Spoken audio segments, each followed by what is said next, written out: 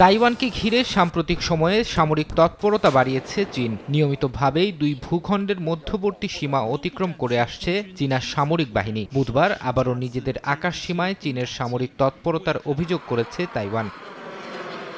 দ্বীপটির প্রতিরক্ষা মন্ত্রণালয় এক বিবৃতিতে জানায়, চীনের অন্তত 10টি যুদ্ধবিমান তাদের আকাশসীমায় অনুপ্রবেশ করে। একই সঙ্গে প্রণালী ঘিরে চক্কর কাটে চীনা নৌবাহিনীর অন্তত 6টি নৌযান। চীনা যুদ্ধবিমানের অন্তত 4টি মধ্যরেখা অতিক্রম করে বলেও দাবি করেছে তাইপে। চীনা বিমান ও যুদ্ধ জাহাজের উপস্থিতি টের পেয়ে তাদের তাড়িয়ে দিতে নিজেদের বিমান দিয়ে টহল দেয় তাইপে। মোতায়েন করা হয় ক্ষেপণাস্ত্র ব্যবস্থা। এর আগে মঙ্গলবারও তাইওয়ানের আকাশসীমায় অনুপ্রবেশ করে চীনের 9টি যুদ্ধবিমান ও 8টি নৌযান।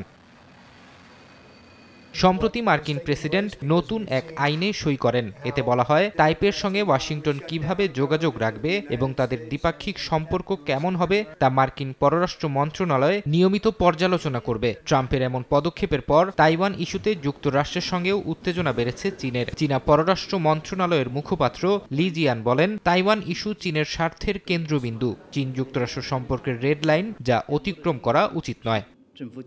তাইওয়ান নিয়ে যুক্তরাষ্ট্রের সঙ্গে এমন উত্তেজনার মধ্যেই দ্বিপাক্ষিক বৈঠক করেছেন চীন ও ফ্রান্সের পররাষ্ট্রমন্ত্রী। বৈঠকে চীনা পররাষ্ট্রমন্ত্রী এক চীন নীতির প্রতি প্যারিসের সমর্থনকে গুরুত্ব দেন। জবাবে ফরাসি পররাষ্ট্রমন্ত্রী জানান, ফ্রান্স দৃঢ়ভাবে এক চীন নীতি মেনে চলে।